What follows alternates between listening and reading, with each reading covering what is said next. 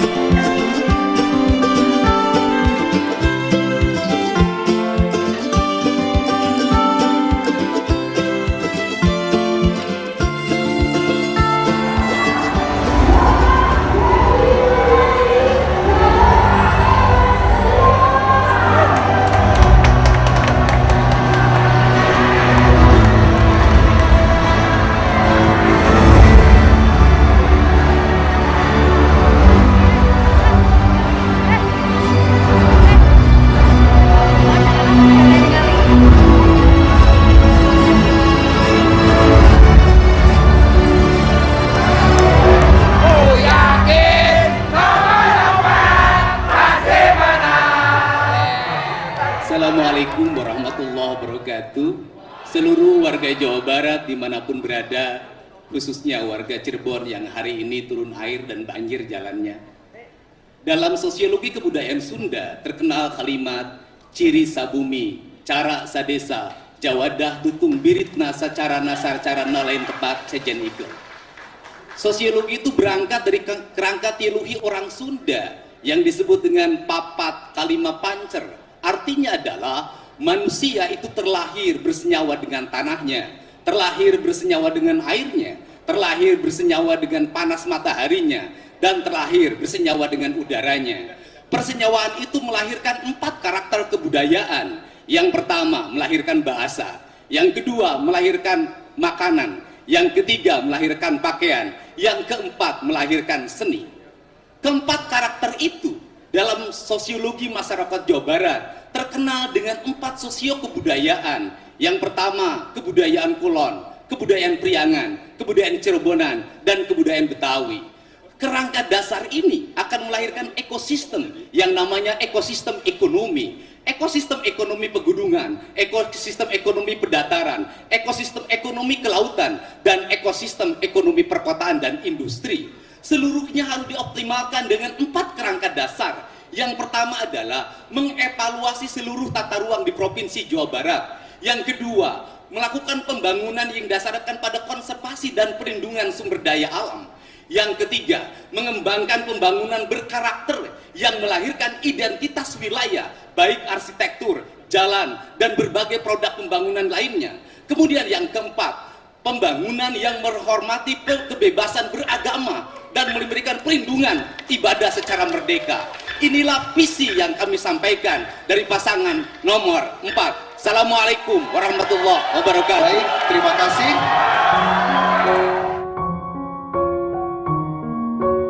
Bagaimana strategi saudara untuk mengembangkan identitas lokal menjadi daya tarik utama pengembangan industri pariwisata? Persoalan penanganan kuliner yang menjadi identitas daerah di setiap daerah di Provinsi Jawa Barat, saya memiliki pengalaman ketika sate Marangi menjadi kuliner yang internasional. Hal itu dimulai dari pertama memetakan kualitas makanan itu. Yang kedua, harus ada konsultan pendamping yang dia menguasai brand untuk memajukan kuliner tradisional. Setelah itu kemudian membuat festival-festival baik tingkat daerah, tingkat nasional dan internasional. Yang keempat adalah pemerintahnya tidak ragu untuk membawa makanan itu dimanapun dan di forum apapun, bahkan sampai forum dunia, yang pada akhirnya itu akan ngebrand. Kalau sudah ngebrand, maka itu akan masuk dalam alam bawah sadar manusia. Ketika masuk dalam bawah sadar manusia, ketika outlet-outlet dibuka di berbagai tempat, maka orang akan mencari makanan itu.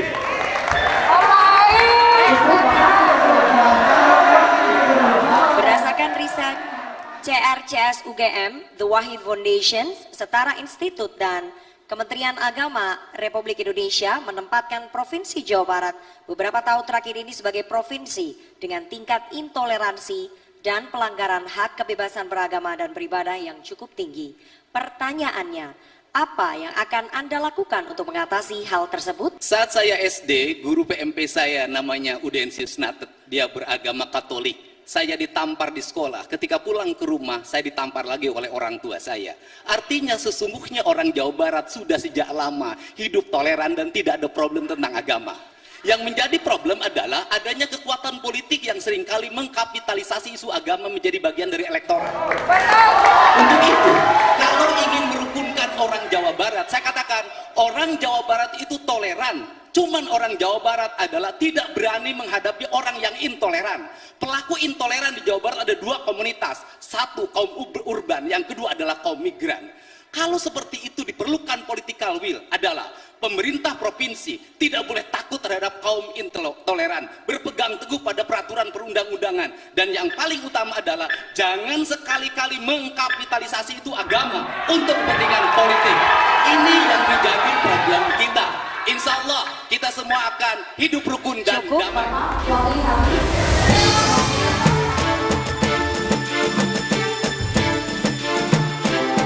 Bencana banjir mencapai 94 kasus tersebar di 25 kabupaten kota yang mengakibatkan rumah rusak ringan sampai berat, korban jiwa, dan 137.153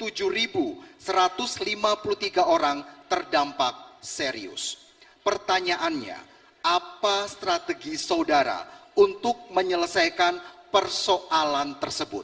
Bencana itu hilir dari sebuah kegagalan dalam pengelolaan pembangunan. Kenapa gagal? Karena kita salah memetakan wilayah, diakibatkan tata ruang kita tidak sesuai dengan fitrah penciptaan alam itu sendiri.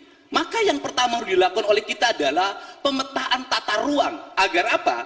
Agar ruang-ruang yang ada di bumi Jawa Barat itu kembali pada ruang-ruang sesuai dengan peruntukannya.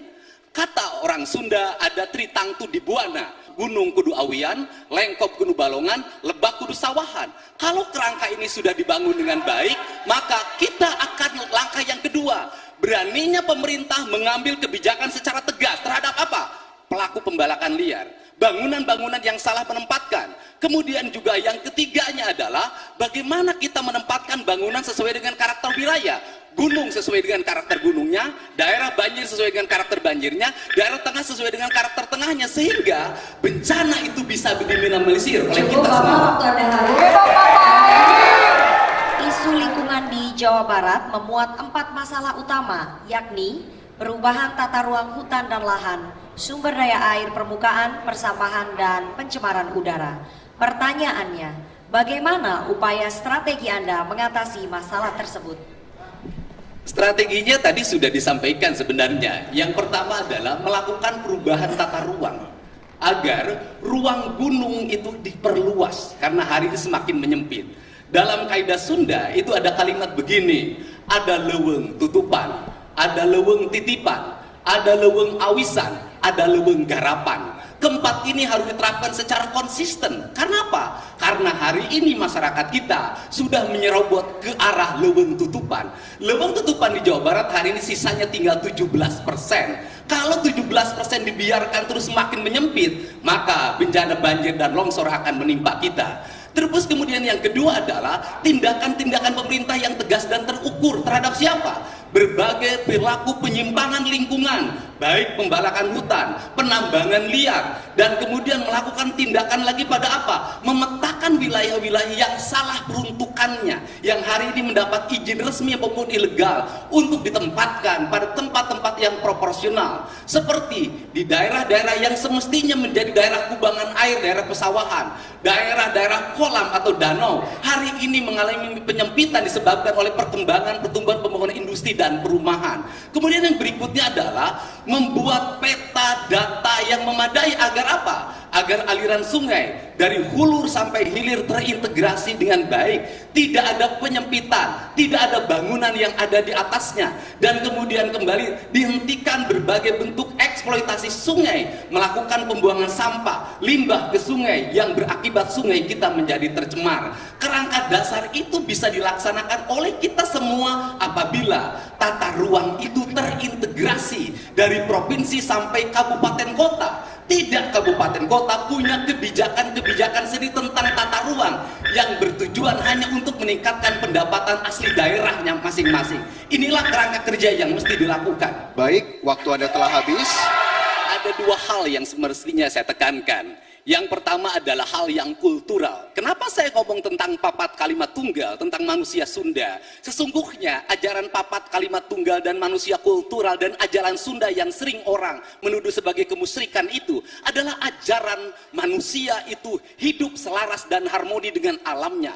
Maka dalam kaidah-kaidah orang Sunda yang tinggal di kampung adat, tidak pernah mereka hidup bertentangan dan melakukan perusakan lingkungan. Bahkan mereka hidup dalam setiap hari bertauhid pada lingkungan, hidupnya menjaga keseimbangan alam. Kemudian yang kedua adalah aspek yang bersifat teknis. Kita jujur bahwa tata ruang di kita hari ini belum secara konsisten mengarah pada upaya konservasi dan sumber daya lingkungan. Aspek-aspek politik dan bersifat ekonomi kepentingan jangka pendek masih dikedepankan dalam penyusunan tata ruang, sehingga itulah tata ruang tidak boleh per kabupaten, tata ruang harus dibuat per pulau kalau negeri ini ingin selamat lingkungannya. Ini perspektif yang harus kita lakukan Baik, ke depan. terima kasih. Waktu Anda sudah habis. Subtema peningkatan PAD berbasis sumber daya alam. Sektor pertambangan dan penggalian menyumbang 3% terhadap PAD Jawa Barat pada tahun 2023. Sementara sektor pertanian menyumbang 10%.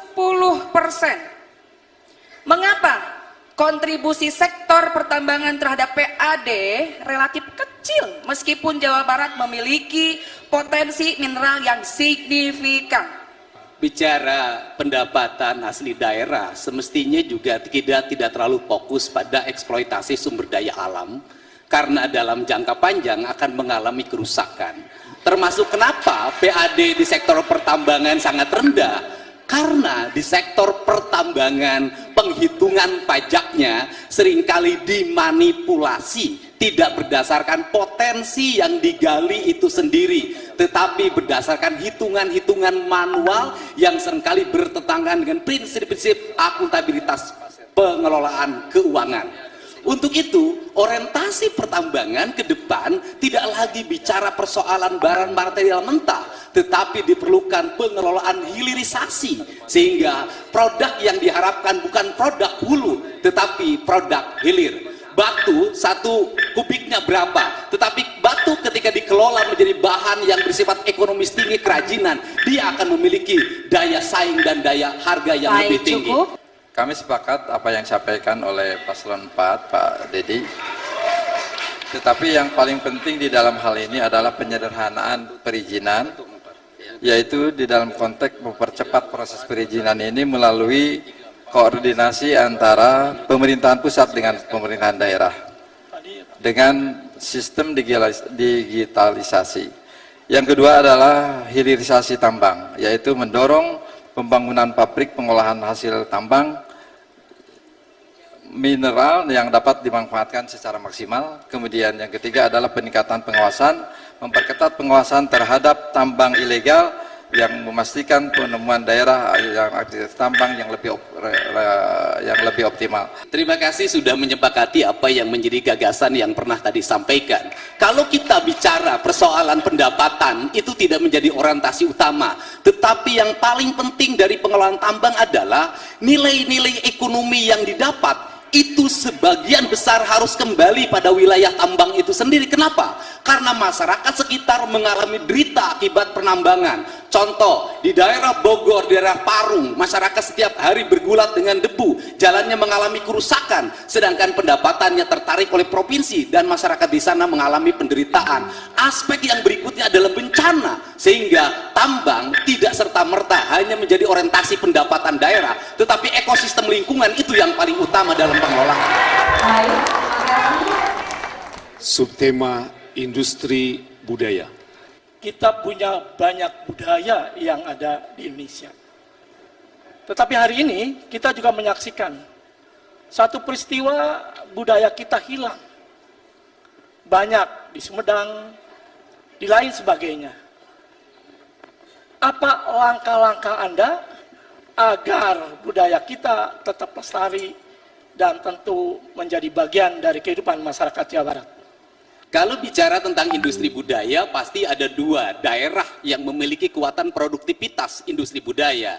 Yang pertama Bali, yang kedua Jogja. Kenapa mereka unggul? Karena apa? Karena budaya adalah perilaku hidup mereka dalam setiap hari. Apa yang menjadi problem di Jawa Barat? Hilangnya nilai-nilai kebudayaan yang turun-temurun tergantikan dengan kebudayaan kekinian. Karena mereka tidak pede menjadi orang Sunda, tidak pede menjadi orang Cirebon, tidak pede menjadi orang Betawi.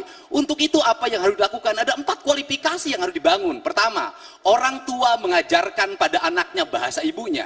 Yang kedua, orang tua mengajarkan pada anaknya berpakaian tradisi. Yang ketiga, orang tua mengajarkan kepada anaknya bagaimana makan makanan tradisi. Yang keempat, orang tua mengajarkan anaknya pada setiap hari lingkungan tradisi. Setelah itu dia akan terlahir komunitas tradisi yang memiliki karakter dan pada akhirnya akan tumbuh menjadi industri kebudayaan itu sendiri.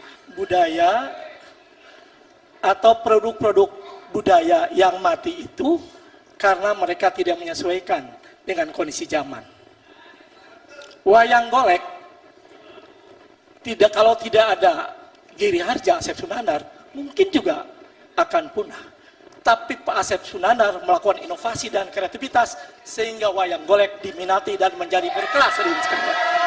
Jadi intinya adalah bagaimana budaya ini sesuai dengan tuntutan zaman, menjadi bagian dari dinamika kehidupan peradaban yang ada di Indonesia. Tanpa itu, saya kira kita hanya omong kosong hadirin sekalian.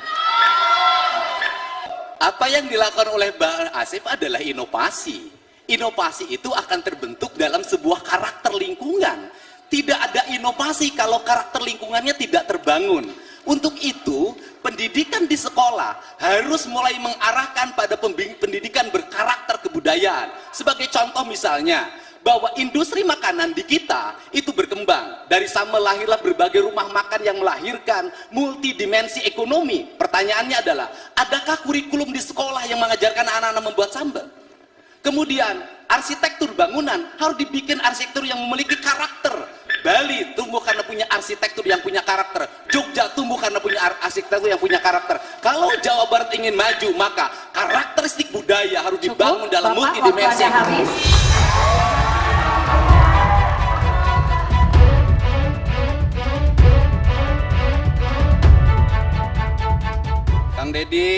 Kang Dedi pernah menjadi bupati 2 periode di Purwakarta. Saya kira kualitas lingkungan hidup harusnya menjadi lebih baik. Tetapi seringkali 5 tahun yang lalu saya pernah bertanya, ketika melewati daerah Cikampek, terciumlah bau menyengat di sekitar itu. Sampai sekarang ketika saya melewati daerah itu, masih juga tetap ada. Artinya tingkat kualitas lingkungan hidup di Purwakarta masih belum ada perkembangan yang signifikan. Baik, kami persilakan paslon nomor urut 4 menjawab pertanyaan dari paslon nomor urut 3. Waktu Anda menjawab 1 menit. Baik, setelah jadi bupati, saya menjadi anggota pimpinan Komisi 4 di bidang lingkungan hidup. Pertama adalah, bau itu harus diukur dalam kualitas udara. Berdasarkan ukuran kualitas udara yang disampaikan melalui audit lingkungan oleh Kementerian Lingkungan Hidup, dinyatakan bahwa kualitas udaranya masih relatif baik. tidak bermasalah. Ukurannya adalah ukuran teknis, bukan ukuran subjektif sudut pandang politik.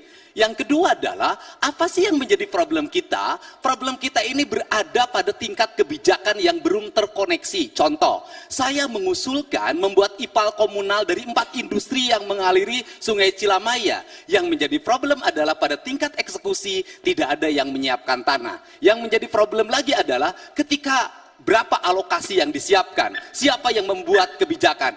Provinsi Jawa Barat saya memimpin jadi gubernur, maka seluruh itu akan saya selesaikan. Baik, terima kasih. Ambang batas pengukuran dari sebuah polusi itu akan ditentukan oleh ambang batas bawah dan ambang batas atas. Maka ketika itu berada di ambang batas atas, maka itu harus menjadi warning, ini akan menjadi sebuah bencana yang sangat membahayakan. Oleh karena itu perlu ada tindakan-tindakan konkret, dan itulah dilakukan perlunya koordinasi, kolaborasi, pengaturan yang lebih tegas, dan yang lebih penting adanya law enforcement terhadap pihak-pihak yang melakukan upaya-upaya perusakan lingkungan. Saya kira ini harus dilakukan secara tegas. Baik, selanjutnya kami minta kepada paslon nomor urut 4 untuk memberikan respon. Yang pertama tentunya sudut pandangnya tidak menjadi sudut pandang objektif. Karena ada lembaga yang menangani. Lembaga yang menangani di bidang lingkungan adalah Kementerian Lingkungan Hidup. Dirjen yang melakukan tindakan adalah Dirjen Penindakan atau kepolisian. Proses terhadap audit udara tersebut sudah dilakukan, aspek hukumnya juga sudah dilaksanakan. Ketika dua-duanya sudah dilaksanakan, maka tinggal yang ketiga. Saya termasuk yang mengusulkan dibuatnya catchment area di wilayah industri tersebut. Tetapi yang menjadi problem adalah kedua industri tersebut mengalami penurunan produksi dan kesulitan likuiditas produksinya. Dan ini juga menjadi tantangan tersendiri dalam perspektif ke depan. Aspek langkah teknis dan langkah politisnya sudah dilakukan. Terima kasih.